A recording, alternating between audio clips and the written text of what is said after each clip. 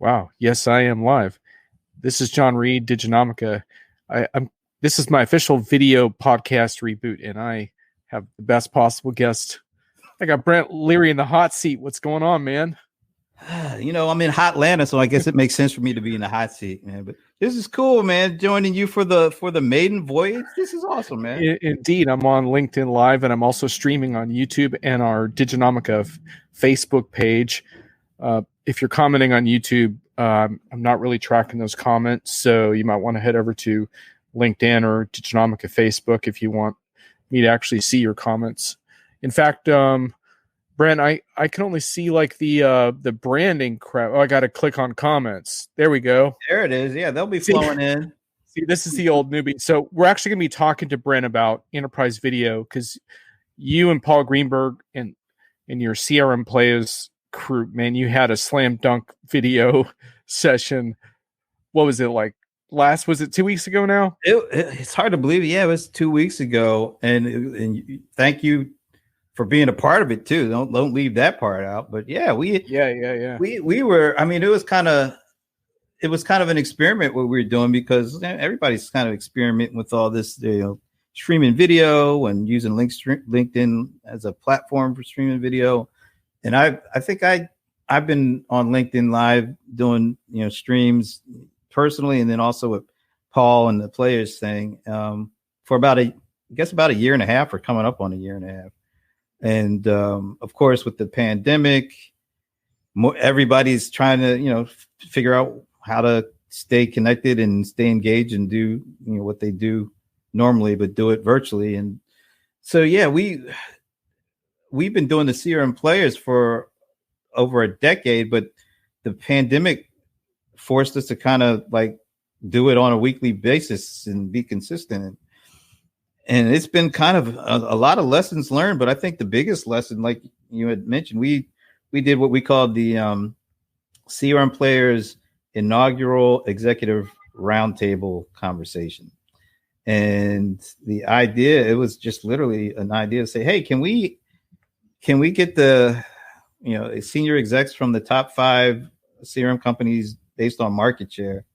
Can we pull them all together and just have a conversation about what's going on in, the state of the industry in the midst of this pandemic? And we were pretty amazed that we got all 5 of them to say yes. And so from that point on, it's like, okay, I guess we're going to do this thing now. So. Just a quick shout out to my old friend, Corey. Yeah, Corey, what's up? Glad you spotted me on the LinkedIn stream. There it is. I appreciate LinkedIn promoting the crap out of me, even though this is my first time back on the air. So who knows what's going to happen. So for those of you listeners on my podcast, this is my video podcast reboot. And you might be wondering what took so damn long. I am too. But let's just say the pandemic, man. That's a short and long version of the story. But anyway, back to this event, because I participated in one of your roundtables because you had like this massive structure. You had like a whole series of roundtables. I mean, it was like a 3-hour extravaganza, but there was something like, was it 600 viewers or something? I mean, it was I think the thing, it wasn't so much the amount of people. It was like the amount of engagement, like, was unbelievable. Like just the passion of the people discussing it was what really caught me. Yeah, it was really interesting. I think at its height, we had about 500 people watching in real time on LinkedIn, and then an additional like 130 some odd other people were watching on Periscope and Twitter. So there was that many people, but like you said, it was the engagement for the first hour, which is where we had the kind of the executives from Adobe, Microsoft, Oracle, Salesforce, and SAP. And these are some pretty heavy hitter executives from each of those companies. We had them on for about 75 minutes, and it was just a continual conversation about, things that are going on in the CRM space. But that wasn't the only conversation that was going on, man. It was the conversation in the comment section was really amazing, to the point where we had over 1,100 comments that came just from LinkedIn in that 2.5 hour period. And in the first hour and 15 with the executives, it was going on. Comments were coming in so fast, I couldn't even pop them up. It was just nonstop. So I said, forget it, man. I can't put all these things up. But the conversation continued, and the comments continued, even though they weren't getting featured on the screen, man. So that was just a complete surprise that how that all worked out. But it worked out great. And then the format was the first 75 minutes were with the executives, and we had a great discussion amongst them. But then Paul and I decided, why don't we try to do something that's kind of like what you see on like cable news, and you have the big debate, and then after the big debate, then you have like this cast of characters come on. The punditry, man, the punditry, talking head clash, right? And it's not just 2 or 3; it's like 20, and they come on in waves. And so we were like, we have all these great folks that we know that are in the industry, and they have a lot to offer. So once the official roundtable ended, then we decided, let's keep it rolling. Let's bring in all these different people that have great perspectives too. So we had, I think it was about 10 additional analysts, and you were one of them, of course. And then we also had our 2 players in residence, which Nicole France of Constellation Research and Ginger Conlon, who's a veteran of about 3 or 4 different industry publications. And so we brought them on to give us their take. And then we brought on, the first set of panelists, and then another panel, and then another panel. And we just kept it rotating. And not only was those panels rotating, but once again, the comments, they just kept coming. And it was great. So we must have had about 3 or 4 levels of conversations going on in that whole 2.5 hour period. It was cool, man. Yeah, I just want a few quick shout outs in the chat. Jerry Bowles, nice to see you. I don't think I've seen you virtually before. Sandy and Alan Berkson. Alan, you again? We can't get away from that guy. Huh? Alan, I just spent the last 2 days with Alan, and now he's back for more.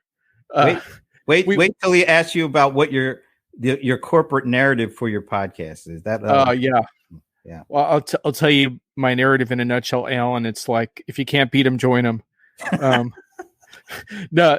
No, my narrative is like, bringing the underground vibe to enterprise media. Brent, I'm not going to knock your shows because I enjoy your shows. And I think actually, though, you and I are kind of different. We have similar mentalities about video. I want to talk about that. But man, so much of the enterprise video I see is just crap, man. It's just, how many interviews, like, oh my God, I got so-and-so in the chair.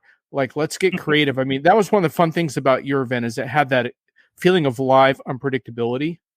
And for people that don't quite get this, like, to get vendors to sit down, these are competitors. Like, these are people that are used to bashing each other on stage and trading barbs, and here they are sitting around, and what a perfect time too, right? Because the pandemic circumstances that we're facing, and this is not the time to get childish around like, well, our platform is truly omni-channel and yours is really single. Like, who gives a crap? I mean, we're struggling right now as a country, as a across the world, really. And so, like, let's get together. And the vendors really showed that vibe, and I thought that's what made that program, in my opinion, like, had a remarkable feeling.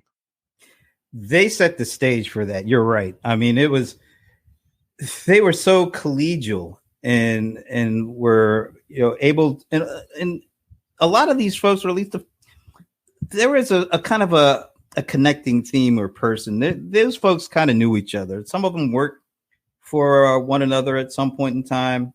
So there were some good relationships there.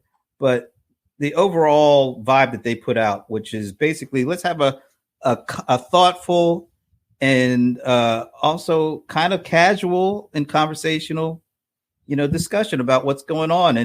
And so they all looked at it from that perspective. And, they're even able to joke, with one another on certain things. And I think that set the tone. And I think that made the whole event just fly and work. Because if there was, like you said, that kind of traditional one-upmanship kind of mentality, or talking point mentality, or scripted, it wouldn't have worked. And that's not what Paul and I wanted. We wanted those folks to come together because we kind of knew they would feel comfortable with each other and with us, to have that kind of free flowing conversation that would not get bogged down into people taking stances or trying to score points. And so because they were able to have that kind of discussion, and towards the end of the conversation with those folks, Paul and I just backed out, because they were able to just start talking amongst themselves, and it felt like it was just me and Paul at our CRM Players weekly happy hour, throw a question out and just back out the way and let everybody else talk. That was how good it got towards the end.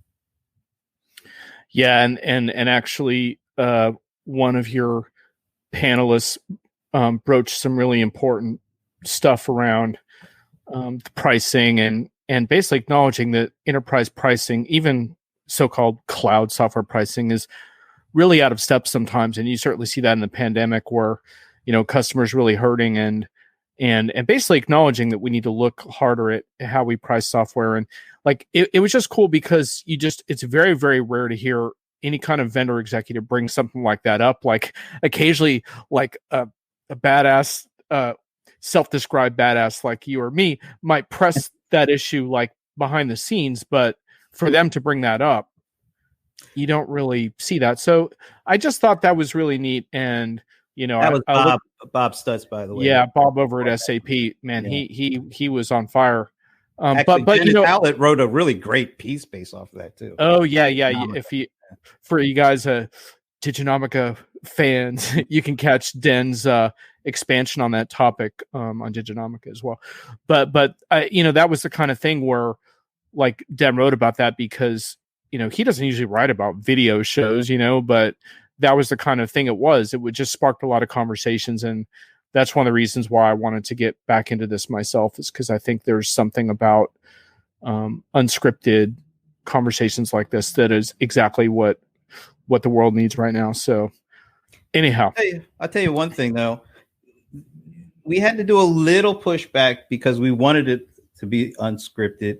And you can understand where, some of these big corporate entities want to kind of have as much understanding or control as they can get. But to their credit, we said, we really think we can talk about themes, but we really want to make sure the conversation goes where it needs to go organically. So we don't want to put too much out there. And to their credit, they said, okay, we trust you guys. And I think that's what made it work. Absolutely.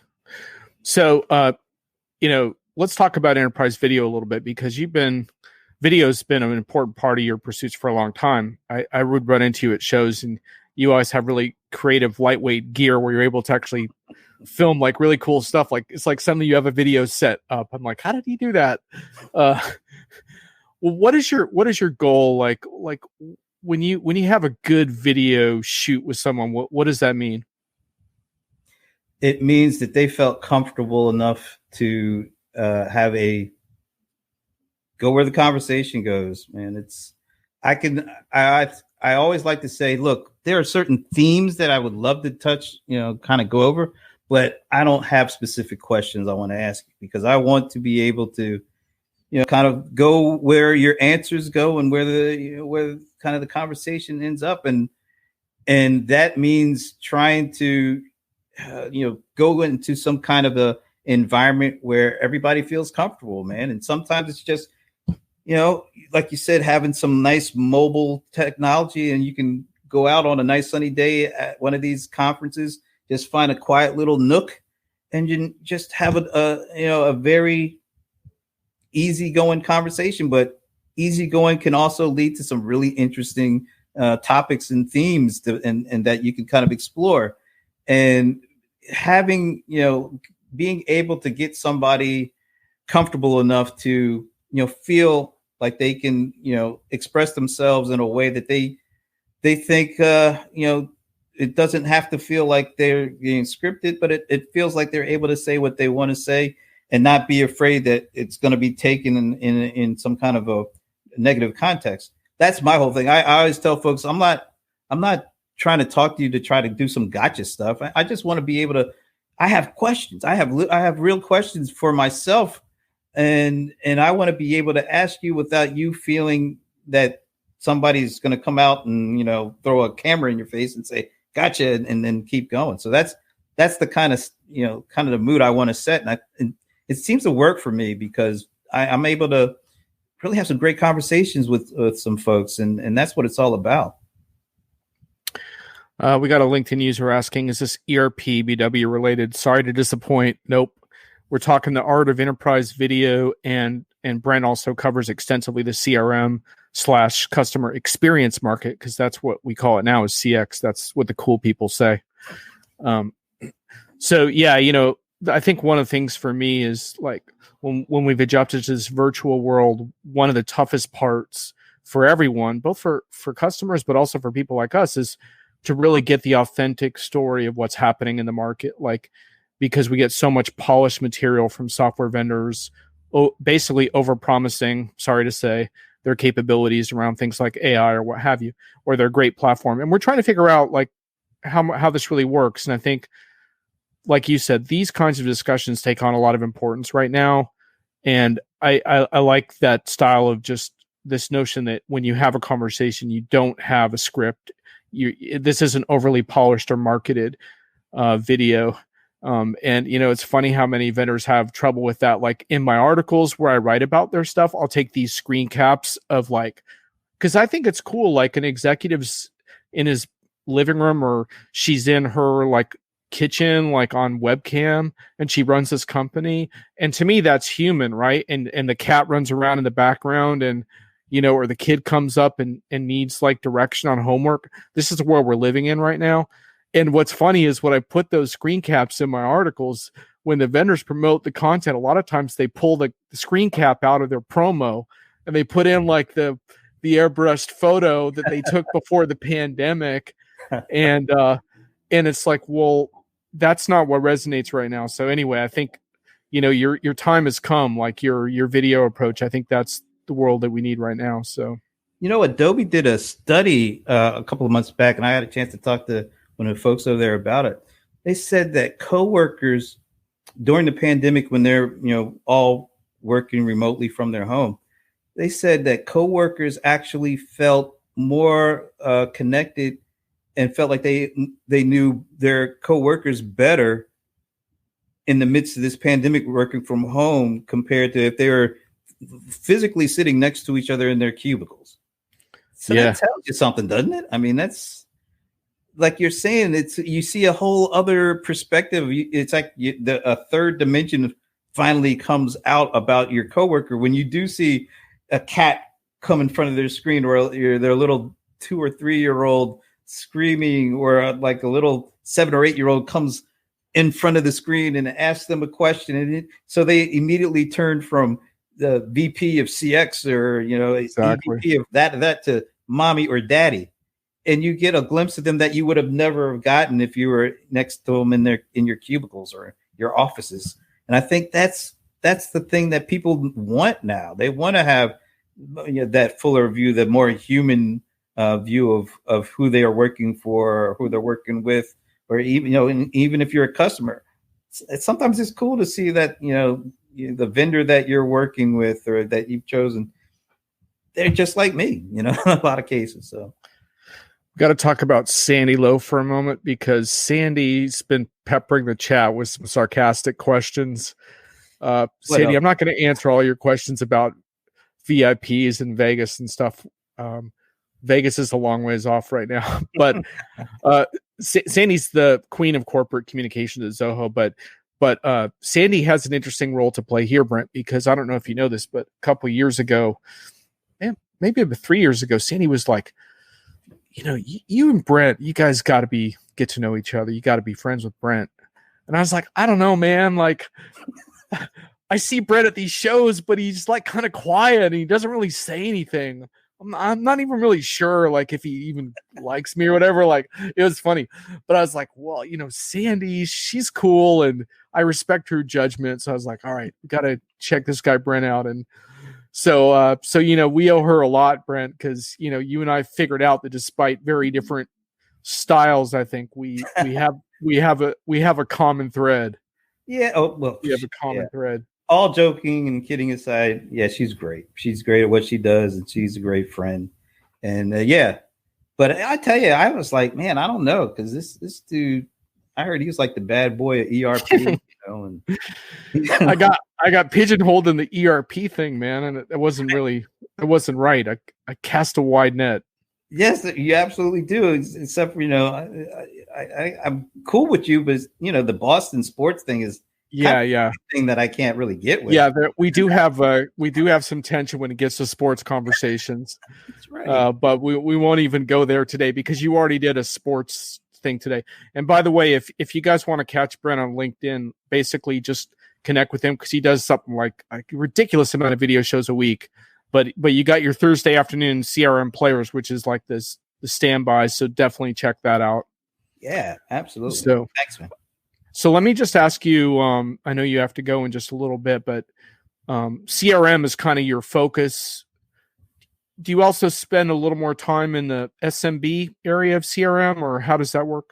Yeah, so I would definitely say that, yes, I'm a CRM kind of generalist, and like you said earlier, CX. Funny how these acronyms just come out of nowhere, man. But yeah, I do have a kind of a special sweet spot for the SMB space because, for years that was like the forgotten sector when it came to CRM. And of course, in a lot of instances, the big vendors, this is in a lot of instances, this is probably before the cloud really took off, especially back then. The big bucks were with the big companies, and there wasn't that much interest in the 0 to 100 market.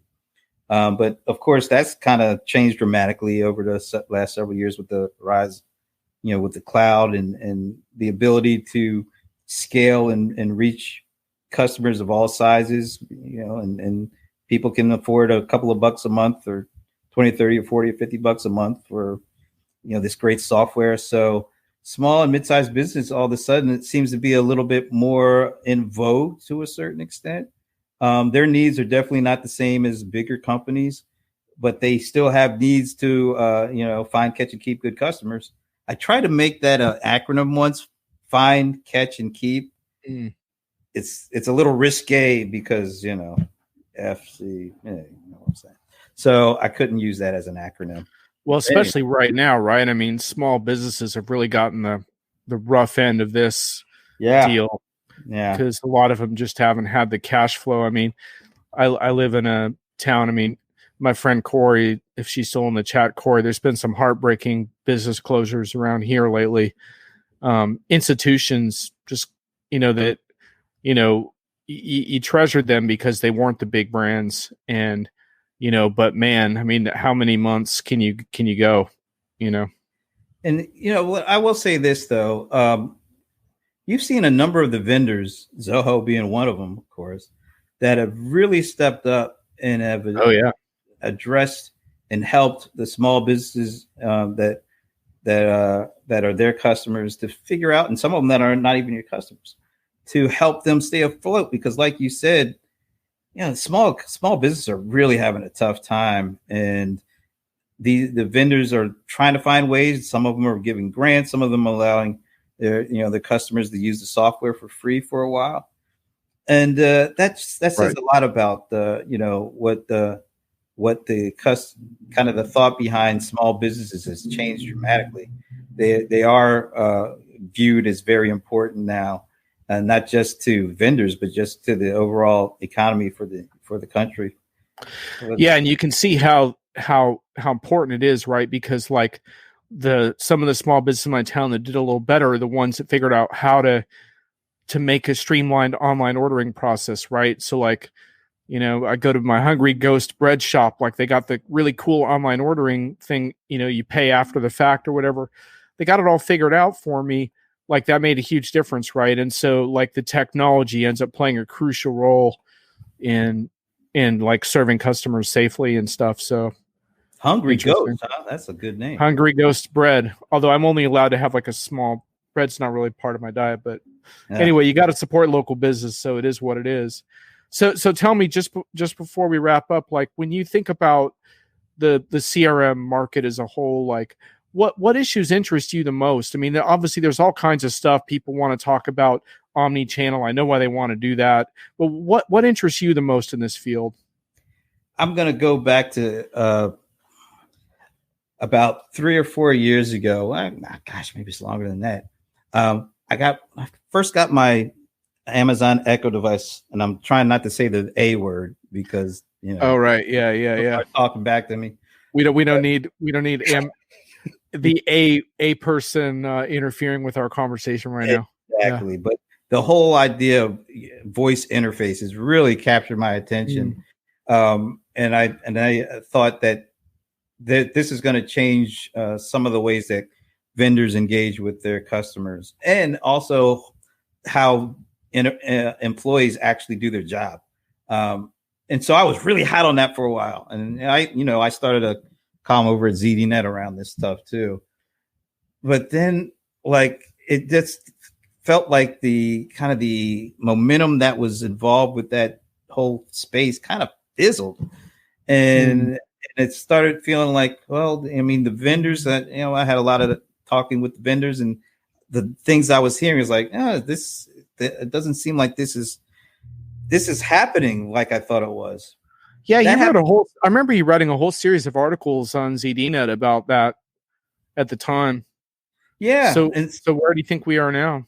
I think actually, I'm starting to get a little bit of a little excitement back. Some of my recent conversation with multiple vendors, a couple of vendors, I'm hearing voice as being mentioned more, and it's actually not just from a consumer experience; it's from an employee experience. And things like, from a CRM perspective, a lot of salespeople hate CRM. They don't want to sit around and have to put data into a application. They want to be out there building relationships and selling stuff. And so I'm starting to hear things like we're getting closer to having being able to speak to your applications, so that the things that you would have to do normally by typing and swiping and clicking, now you're going to be able to just talk, and what is said will dictate what's going on with the application. I'm hearing it from like an ERP and HR perspective about how do we make these applications easier for our employees to get the information that they need in and out of them. So I think actually maybe what happened was some of the vendors might have underestimated how difficult it is to get voice right, and it caused them to take a step back, but not a step away, so to speak. And I think now that they have had a little bit more time to figure it out more and more, I think we're getting closer to the point where we're going to start seeing applications that are will be made to make it easier for folks to get stuff done talking to the applications, not just the consumers speaking to a smart speaker and barking out requests, but actually having employees be able to speak to their applications and get more things done. I think we're going a couple of years out, but I'm starting to see the momentum coming back to it now. Yeah, I mean, you can certainly see in a business context this issue, right? Because there's all these stats about how much time employees spend like searching for information, right? Yeah. And so you can certainly imagine if you could get that right. Of course, there's a big back end data plumbing thing as part of that too. But if you get that right, that's like a huge time saver. Like in a way that, like, on the consumer side, I don't think it's as big an issue, like that part of it. But on the work side, like, where's this or where's that? Like, where's the customer record? Where's the last transaction with this customer? Even simple stuff like that. I've seen some amazing demos of that and keynotes, but it seemed like it never really got productized and like out to the masses. Right. But even people asking stuff like, who's my most profitable customer this quarter or whatever, or like interesting stuff, I think I'm starting to see it more and more. And it's getting to be beyond kind of the dog and pony show, which is what we really had for the last several years. But I think because it was underestimated how tough it is to get it right, it caused them to kind of take a step back. And I think now there's more realistic, a more realistic approach to this now. So I think we're getting closer, which will be really fascinating to have this kind of conversation a year from now, or maybe a little longer. But I'm feeling a little bit more confident that it is coming, and it's not just a dog and pony. Last thing about it, though, customer privacy and data privacy is going to be a big part of this, because if you don't have that right, nobody's going to want to talk to anything. Yeah, very true. It's funny because my favorite thing is on YouTube, there's some African gray parrots that have figured out how to manipulate home devices like Echoes and Google Home. It's friggin' fantastic. I can watch videos all day long of parrots churning music on and off, turning lights on and off, ordering stuff from Amazon. It's friggin' brilliant. So if parrots can do it, it's got to be coming. It's got to be coming. We'll see it. But I really appreciate you making the time. I know you've got a thing to jump to in a sec here, but I've been doing video and podcasts for a lot of different years in a lot of different formats, but I kind of got out of it for a few different reasons. And anyway, I'm back in, but with your help, because you're the one who referred me to the StreamYard platform. And so folks who are watching, I'm streaming this in a few different ways, and then it will go out on my audio channels. And so I'm kind of psyched.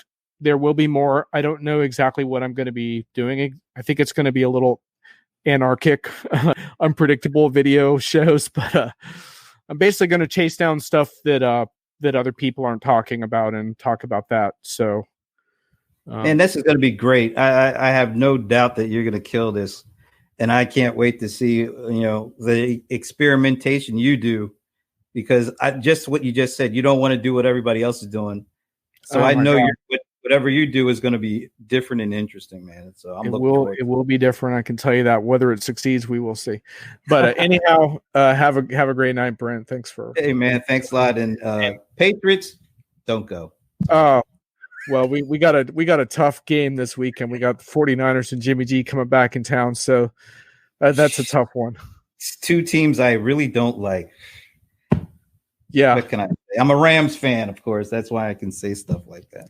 Yeah. Well, it's really weird getting trash talk from someone stuck in a non-sports town like Atlanta, but sorry, that's probably that's a low blow. Thanks, man. Now I can go start my weekend on such a high note. Oh man. Hey, thanks for everyone who showed up. Corey, it was great to see you in the chat, especially. I even know Corey, but thanks. You kept things piping there. Much appreciated. All right, we'll catch you guys later. See ya.